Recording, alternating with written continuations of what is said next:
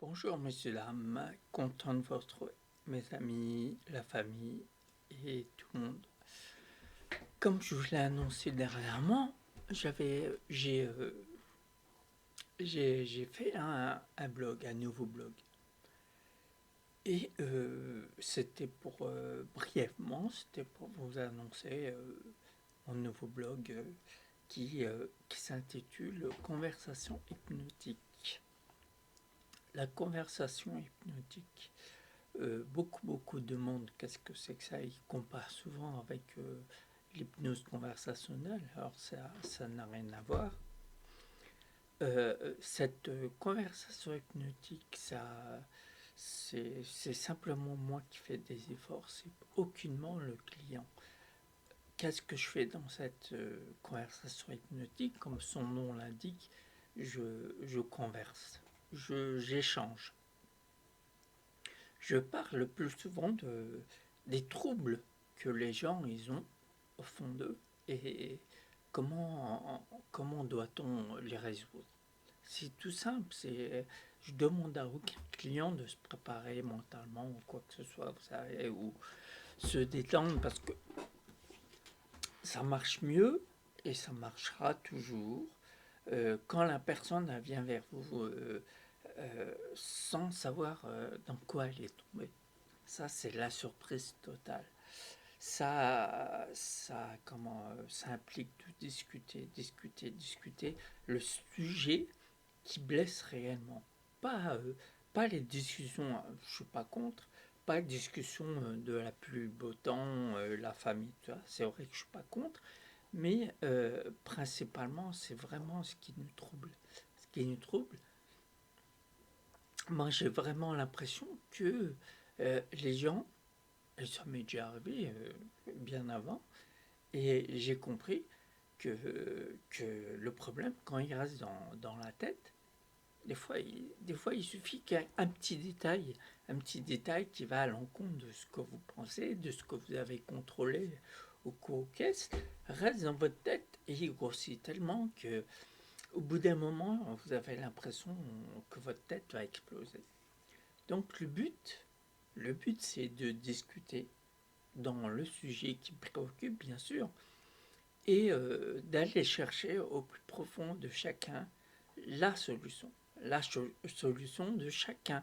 Parce que la solution d'un client, c'est pas la solution d'un autre client. Chacun apporte sa solution, mais il l'apportera en s'écoutant parler.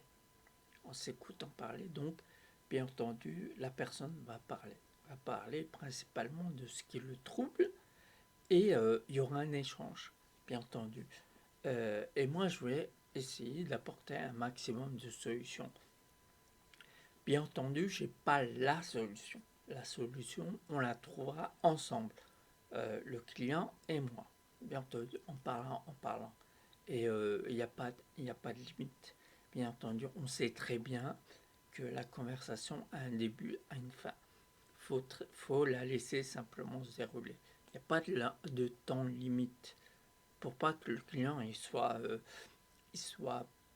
oppressé, il soit stressé par la fin de la discussion. Non, non, non. La fin de la discussion, on l'entendra à la fin de la discussion. Parce qu'à ce moment, on n'a rien à dire, on a fait le tour de la question. Donc, on va tout simplement aborder ces sujets, les sujets qui troublent. Pas à la conséquence, pas aux conséquences, à la cause. Pourquoi le problème, peu importe le problème, personnel, familial, amical, n'importe quel personnel, il y a toujours une solution. C'est, voilà, parler de même si ça vexe. Moi, j'ai toujours dit, il n'y a que la vérité qui nous sauvera. Pas la vérité du style quelqu'un qui vous dit je suis riche alors qu'il n'est pas riche. Peu importe, la personne dira ce qu'elle veut. Mais le mensonge qu'on se fait à nous-mêmes. Quand on se dit, généralement, quand on s'attend, bien sûr, on se dit tout va bien. Alors qu'on sait pertinemment que ça va pas. Et à ce moment-là, vraiment, c'est de pire en pire. Là, une autre question va s'accumuler sur d'autres questions. Pourquoi j'ai dit ça alors que je vais pas bien?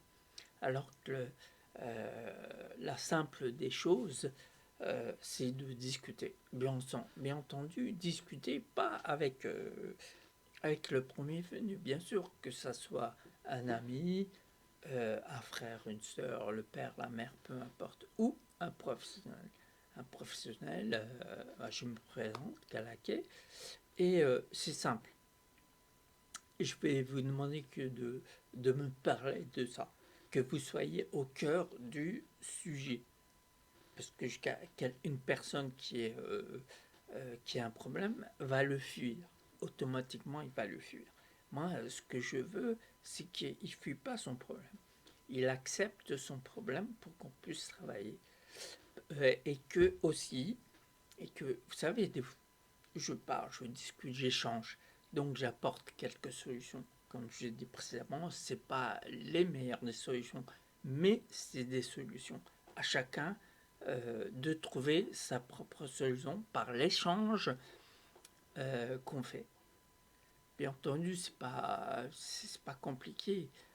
Il suffit de vouloir vraiment s'en sortir, fournir l'effort qu'il faut et de savoir pertinemment qu'on va passer dans différentes phases. La phase de l'énervement, de l'impatience, parce qu'on voit que les choses ne se mettent pas en place directement.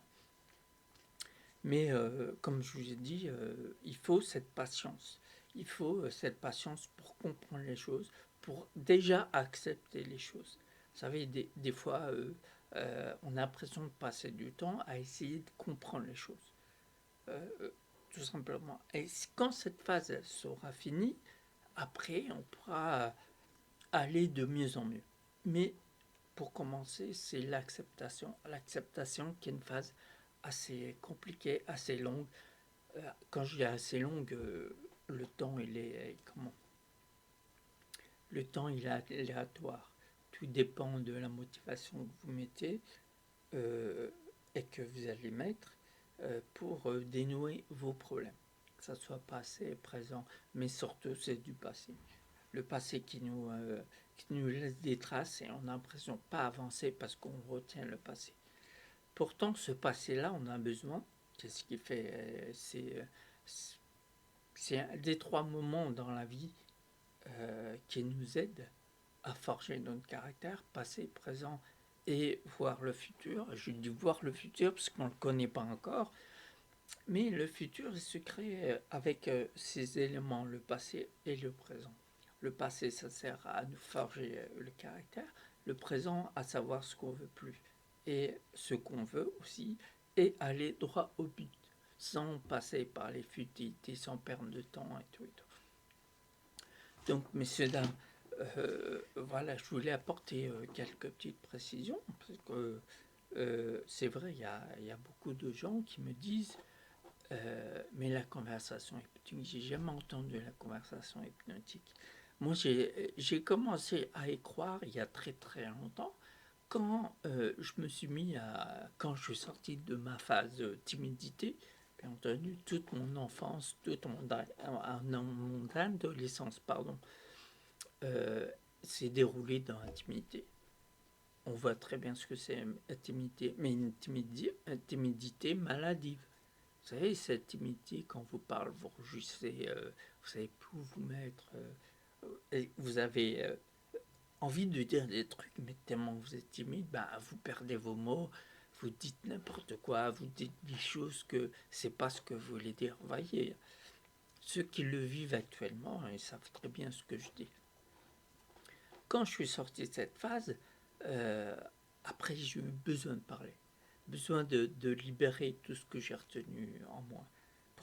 J'ai retenu, quand on est timide, qu'est-ce qu'on retient?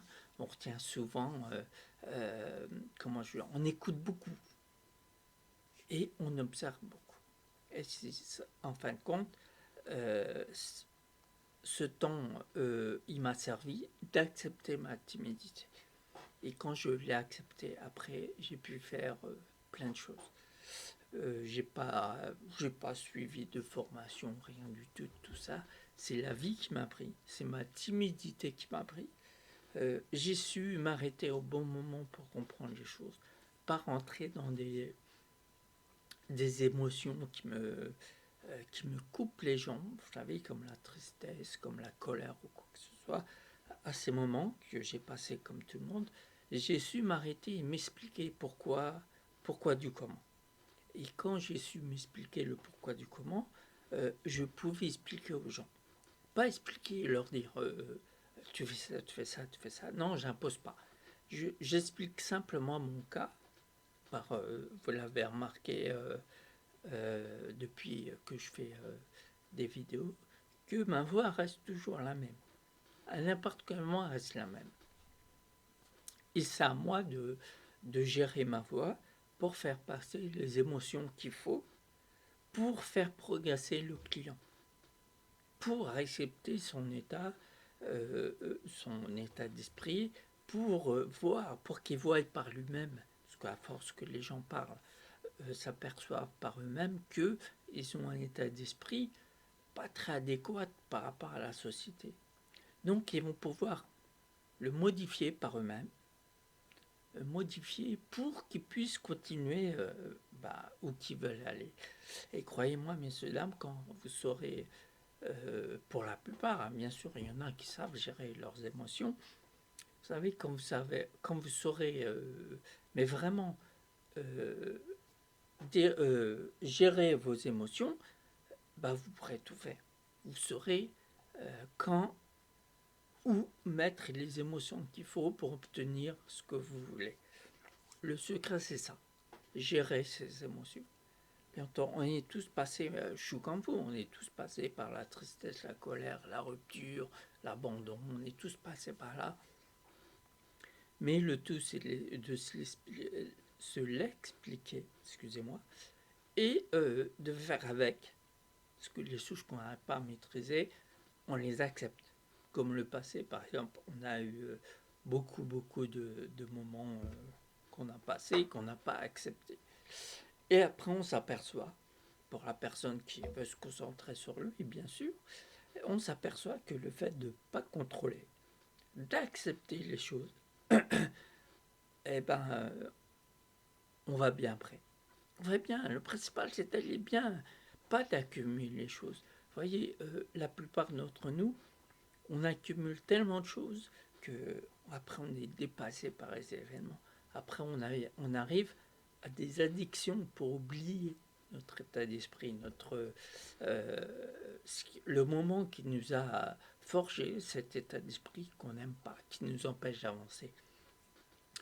Donc on l'oublie par une addiction, que ce soit de l'alcool, que ce soit peu importe le produit, c'est une addiction, ça devient une addiction. Et après, on le prend euh, machinalement, parce qu'on sait qu'à ce moment-là, ça va pas.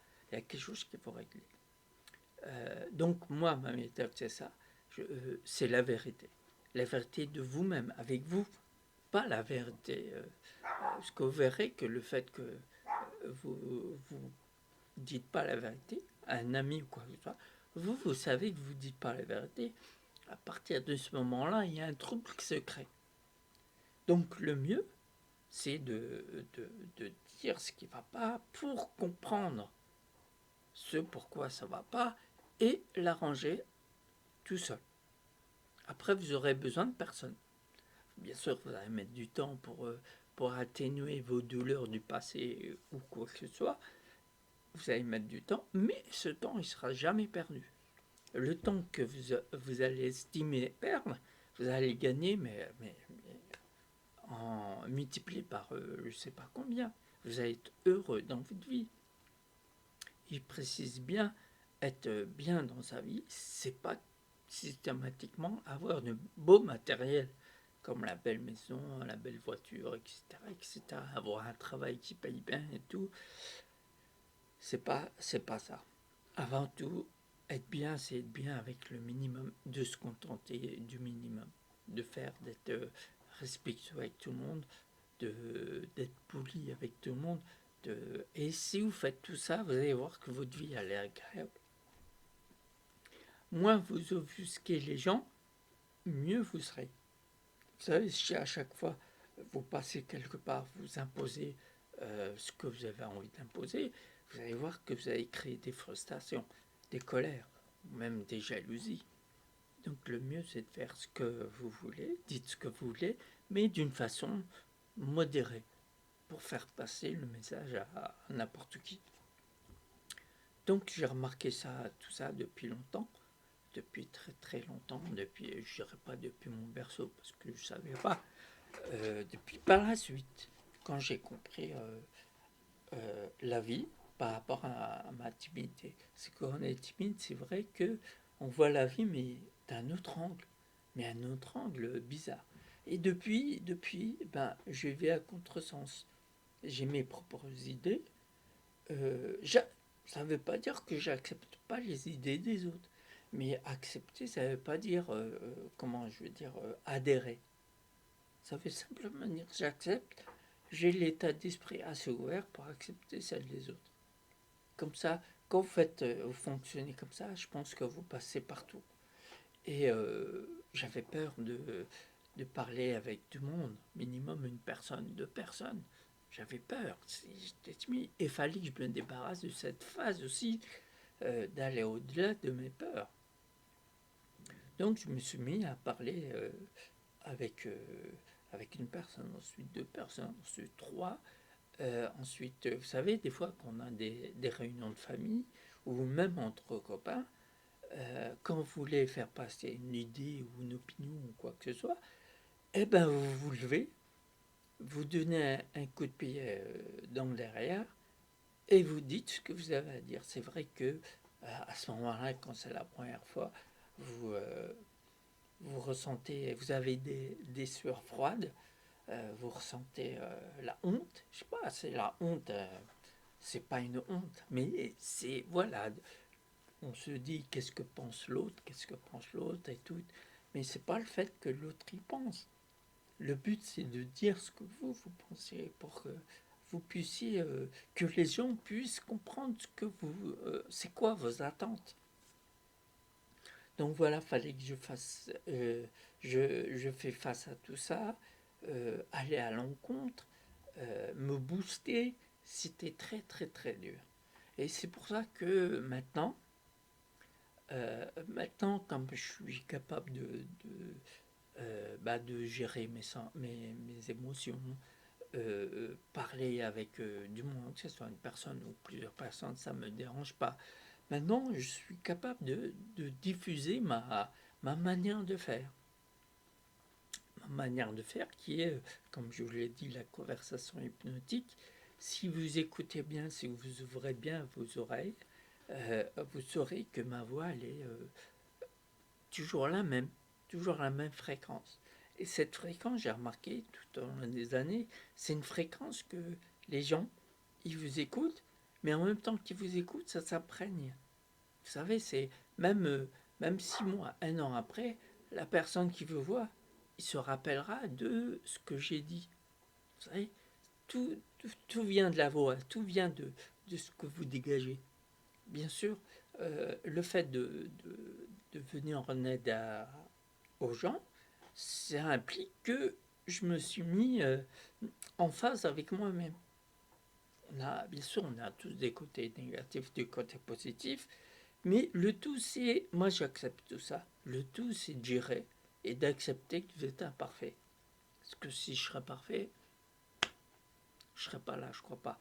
Donc voilà, c'est accepter que vous êtes imparfait. C'est accepter que vous avez des mauvais côtés.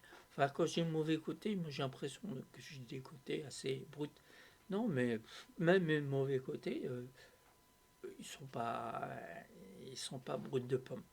Vous savez, il y en a qu'ils appellent l'entêtement, c'est un mauvais côté. Il paraît, mais l'entêtement, c'est de savoir, savoir dire, mais défendre mes idées. Voilà, chercher les mots. De défendre mes idées. Et voilà, pas défendre mes idées, euh, mais brutes, quoi. Non, défendre mes idées, mais tranquillement. Tranquillement, vous savez. les gens, ils vont toujours essayer de, de vous pousser. Enfin, quand je dis pousser, vous contrecarrez, vous prouvez le contraire de ce que vous dites. Peu importe, la personne elle pourra trouver autant de choses pour me contrecarrer, ça ne marchera pas. Je veux dire, parce que je sais que parler aux gens, la manière dont je parle, ça marche. Même je me suis vu, même une personne intervenir auprès d'une personne qui était dans tous ces états. Donc, vous voyez, quand une personne est dans tous ces états, elle ne vous laisse pas parler, a l'impression que tout va marcher de travers et tout. Non, même cette personne, je l'ai su, j'ai su le mettre en confiance. Mais j'ai pas été brut, j'ai pas été vexant, j'ai pas été impoli. J'ai simplement suivi son état d'esprit en lui expliquant que si j'aurai un état d'esprit comme ça, forcément il n'y aura rien qui marche.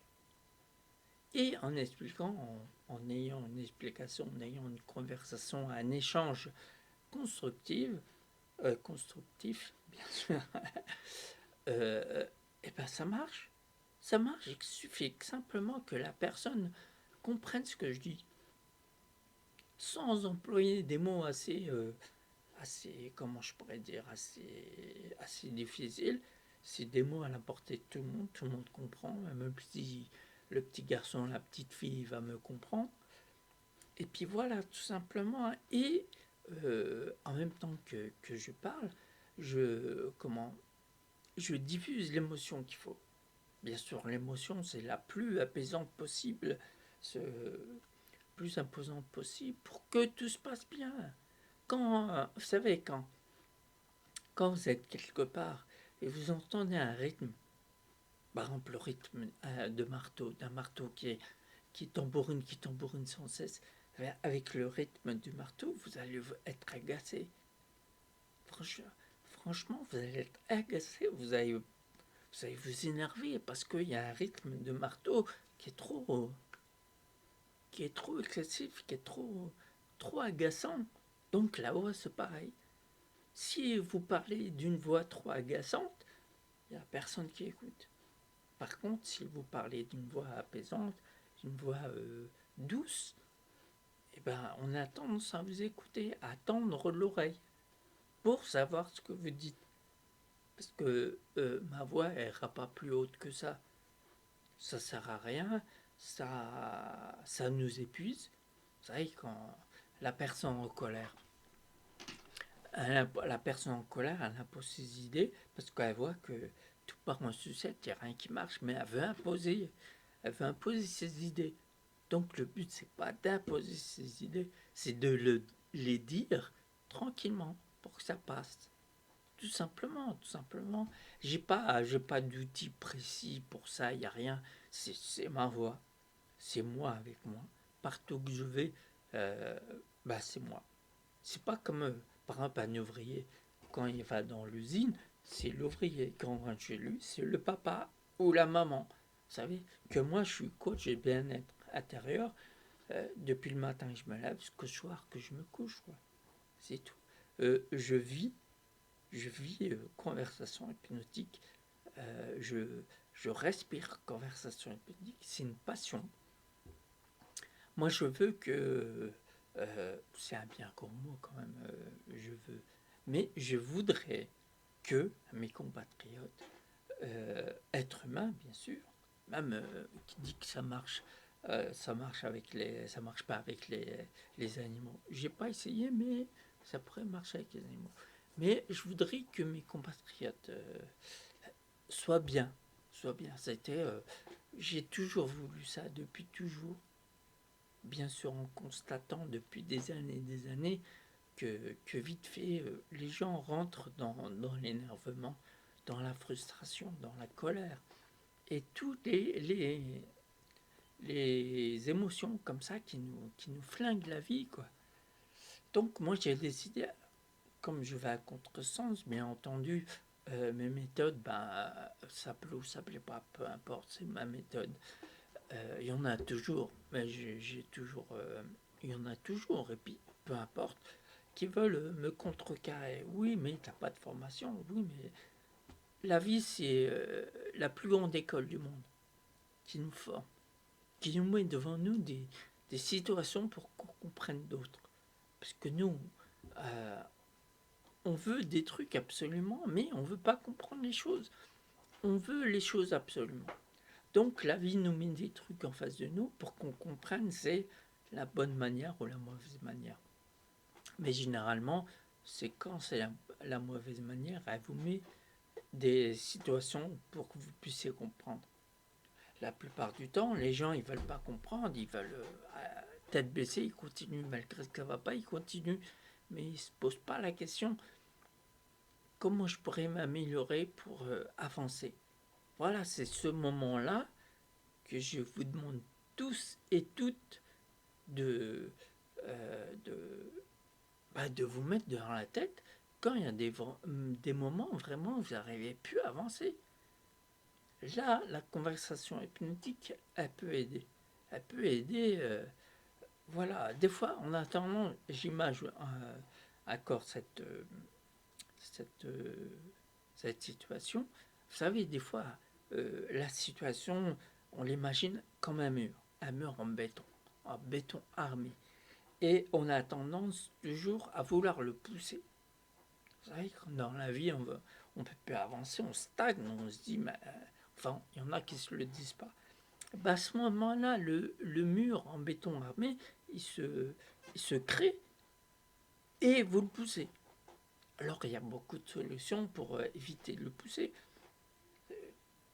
Comment je pourrais dire? Soit creuser et passer par en dessous, soit passer par au-dessus si vous avez moyen, soit vous longer jusqu'au moment qu'il y a une issue pour passer de l'autre côté du mur. En tout cas, c'est pour vous dire qu'il y a des solutions dans toutes les situations mauvaises que vous passez. La tristesse, la colère, tout ça, il suffit de vous l'expliquer.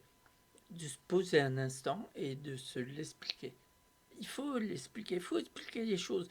Imaginez-vous une vie entière de stress, de colère, de jalousie, de haine, de contrôle.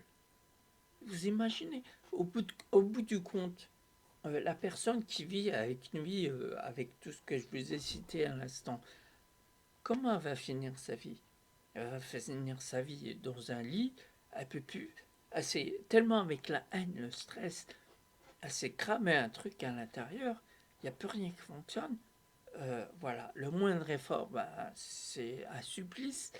Donc le but, c'est de vivre sa vie. Vous savez, on est né au moment de notre naissance et à notre mort, on a une vie à combler. Pour la combler, autant qu'elle soit bien, malgré les situations mauvaises. Bien entendu, on peut pas échapper aux situations qui tentent. Il y en aura toujours. Ça fait partie de la vie. Mais le but pour pas s'énerver, pour pas s'emporter, pour pas ça y est, faire n'importe quoi, c'est de comprendre pourquoi la situation elle apparaît devant nous.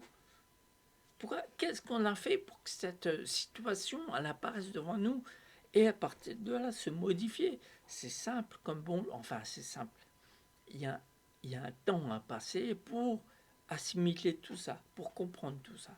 Bien entendu, tout ce que je vous dis, c'est un grand, grand, grand, euh, même gros euh, effort à fournir, mais après cet effort, il va devenir machinal. Après, euh, une situation qui tangue devant vous, vous saurez comment la gérer pour passer outre. Parce que vous saurez qu'il faut comprendre un truc, il faut vous modifier pour passer outre la situation. Puis on en verra toujours des gens qui ont l'impression que y a des situations qui sont amenées à finir un jour ou l'autre. Ce jour arrive, mais les gens, ils veulent garder la situation qui s'échappe. Ils remarquent, ils se font du mal en retenant la situation. Et voilà, tant qu'ils retiennent la situation qui est amenée à se finir, et tant qu'ils vont se faire du mal. Alors que le but, c'est pas de se faire du mal, c'est d'arrêter ce mal bien entendu, on va entamer ce mal. Bien entendu, on va retenir la situation. Et si on ne s'apercevra pas qu'elle nous fait du mal, eh ben on va continuer aeternam in vitam. Mais le but, c'est de comprendre, c'est de s'arrêter à temps avant qu'il y ait des dégâts irréversibles. Vous voyez, j'invente rien. Tout est devant vous. Quand vous vivez dans une vie de stress, comme j'ai dit précédemment, vous remarquez vous-même, c'est quoi, quel est le final de la vie de stress et de colère, de haine, de contrôle, etc., etc. On la connaît tous. On connaît au moment que vous êtes en colère. Qu'est-ce que vous faites quand vous êtes en colère? Vous allez dire des mots qui vous dépassent. Vous allez insulter, détruire. Vous allez faire des dégâts pas possibles. Et après, quand vous réveillez, après ce mauvais cauchemar, je dis mauvais cauchemar, pas mauvais rêve, le rêve, qu'on parle de rêve à la rigueur. Mais c'est un mauvais cauchemar quand vous réveillez. Vous réveillez pas parce que vous êtes dedans. Vous allez vous dire, mais qu'est-ce que j'ai fait?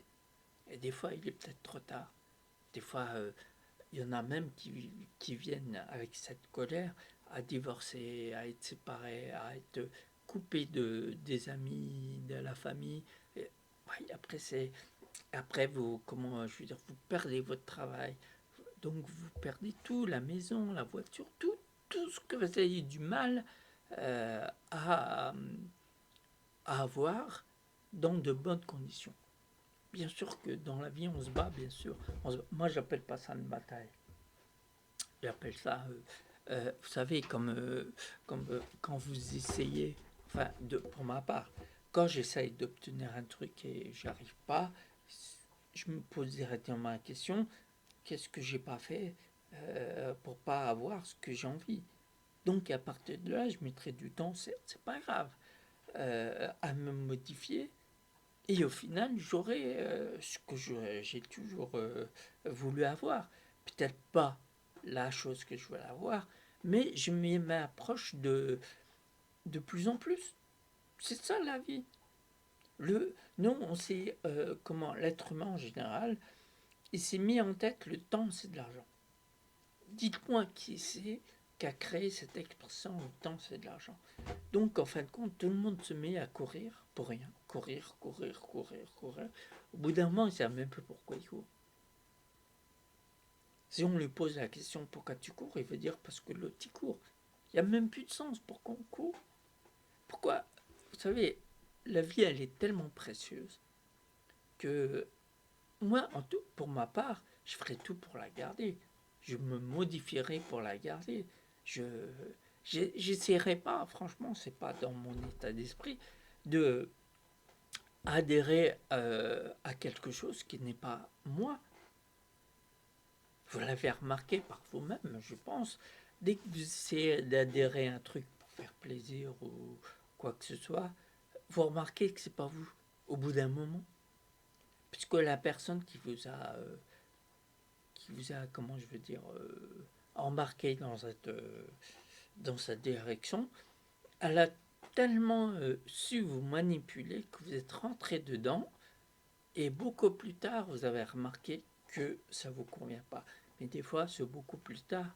Je ne dis pas qu'il est trop tard, mais ça fait des dégâts avant.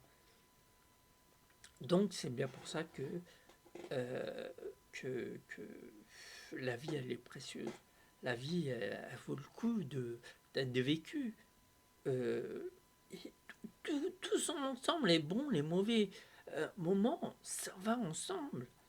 Tout dépend de la façon de voir les choses.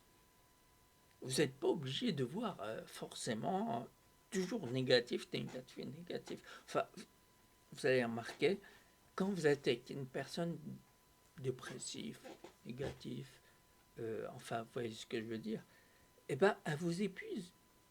Elle vous retire toute l'énergie que vous avez. Puis vous continuez à être bien, à vouloir l'écouter et tout. Mais en fin de compte, le fait que vous voulez l'aider, vous avez parlé des paroles rassurantes, des paroles réconfortantes, mais cette personne qui est dans la détresse, elle va trouver le négatif dans les paroles que vous dites. Donc, en fin de compte, vous vous sentez vidé. Vous sentez... vous avez envie de partir et de lister la personne là avec ses problèmes. Alors que pour la personne qui est en détresse, c'est simple qu'elle se mette à écouter. Je dis pas écouter, c'est pas obéir. Je vous rassure, écouter, c'est tendre l'oreille et de prendre ce qui est à prendre et de laisser ce qui est à laisser. Tout simplement. Comme je vous dis, la personne qui est en détresse, qui est en détresse morale, elle n'a plus qu'à se poser à l'intérieur, je parle, se poser et commencer à écouter son entourage. Bien entendu, il y a des bons conseils, il y a des mauvais conseils. Comme je l'ai dit précédemment, c'est à chacun de nous de prendre ce qui est bon, ce qui n'est pas bon. Et voilà, tout simplement. Pourquoi? Moi, je me pose encore la question. Pourquoi le négatif attire le négatif? Au lieu que, vous savez, la personne qui est en détresse, ça va toujours aller chercher le négatif. Alors que c'est simple d'écouter un petit peu le positif, c'est agréable, c'est apaisant. Vous savez, quand vous êtes toujours dans le négatif, vous êtes dans le stress. Vous êtes toujours en train de se méfier, toujours voilà, dans la méfiance, tout le temps dans la méfiance. Alors quelqu'un qui est OK avec lui, il n'est pas dans la méfiance. Il écoute tout le monde. Quand il écoutait tout le monde, comme j'ai dit, ça ne veut pas dire qu'il adhère à tout ce qu'il entend, bien entendu, et à boire et à manger. Mais ça, c'est pas grave. Et, et les mensonges aussi. Chacun, chaque personne que je vois qui entend un mensonge, il va s'énerver. Alors que le mensonge, il n'est pas destiné à lui. Il est destiné à la personne qui le dit. Bien entendu, la personne qui entend le mensonge, sur le coup, il va se vexer. Mais beaucoup plus tard, il apercevra que ce mensonge, c'était pas contre lui, c'est contre la personne qui l'a dit. Vous voyez, comme je l'ai dit précédemment, tout dépend comment on voit les choses, comment on entend les choses, comment on va les interpréter. Bien entendu, le plus simple, c'est d'interpréter mal les choses. Moi, j'ai pas envie d'interpréter mal les choses. Dans le mal, il y a du positif. Dans tout négatif, vous allez vous sentir grandi après. Dans la situation négative, qu'est-ce qui arrive quand vous êtes dans une situation qui tangue? Vous allez puiser dans vos... aller chercher au plus profond de vous une idée pour vous sortir de ce moment difficile. Vous allez sortir, vous allez rentrer, vous allez creuser, vous allez trouver des idées farfelues, enfin farfelues pour ceux que vous allez raconter ces idées. Ils vont lui paraître farfelues, mais pour vous c'est tellement évident. Donc vous allez mettre en œuvre cette idée. La première idée, elle va peut-être pas marcher.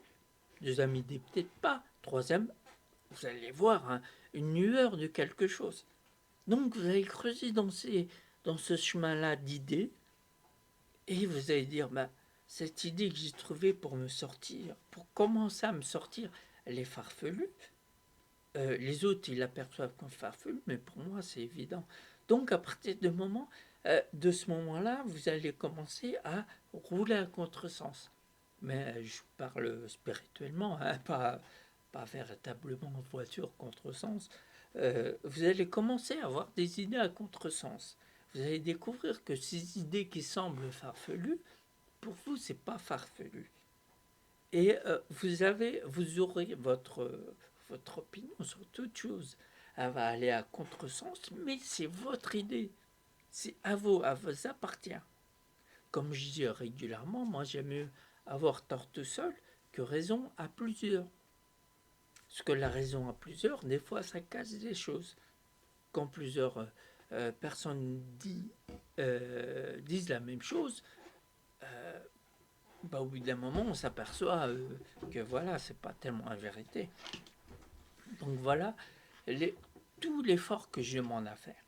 Enfin, je dis effort, mais en fin de compte, je vous dis, au début, ça ne fera pas, ça va vous paraître tellement machinal, tellement naturel, que vous allez prendre le positif dans le négatif, vous allez commencer à vous modifier dans telle ou telle situation, et vous allez voir que en faisant ça, vous allez rester toujours le même.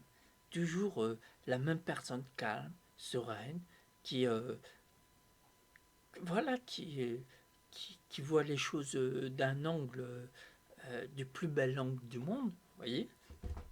Même si la situation elle est perçue aux yeux de quelqu'un d'autre un peu bizarre, tant négatif, bah pour vous, vous allez voir que du positif.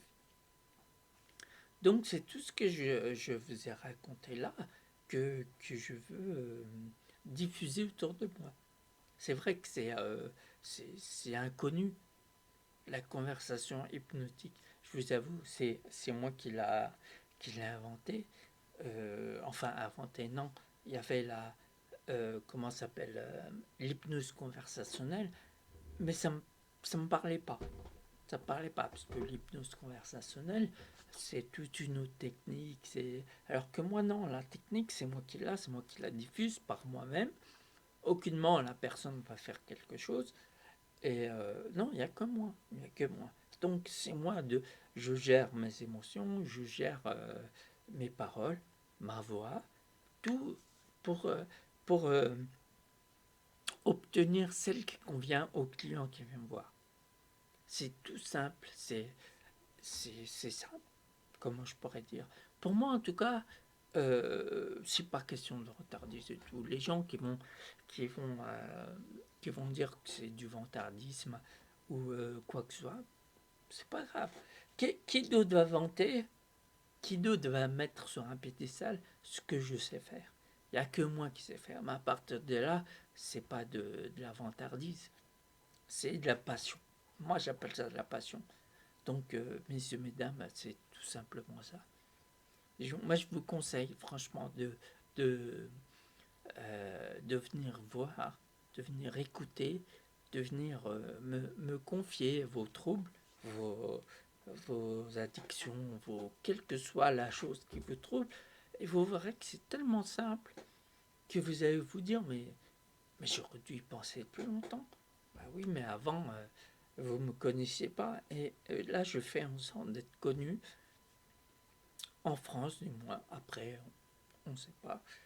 Et voilà, c'est simple, c'est tout simple. Donc pour la personne qui se pose encore la question, qu'est-ce que c'est la conversation hypnotique? C'est tout ça. C'est moi qui fournis, enfin c'est même pas des efforts. J'allais vous dire, c'est moi qui fournis des efforts, mais c'est pas des efforts, parce que c'est moi naturellement, avec ma voix, avec mes émotions que je diffuse, avec ma générosité, ma bonté, tout ce que je veux dire, le côté positif. Et ce côté positif, il est naturel. Je veux pas. Non, je veux pas passer de l'autre côté. Vous savez, des gens qui essayent de m'énerver, des gens qui. Quoi que ce soit. Non, ça marchera pas. Je suis comme ça. Et je vois la vie comment elle est de ce côté-là. J'ai envie d'y rester.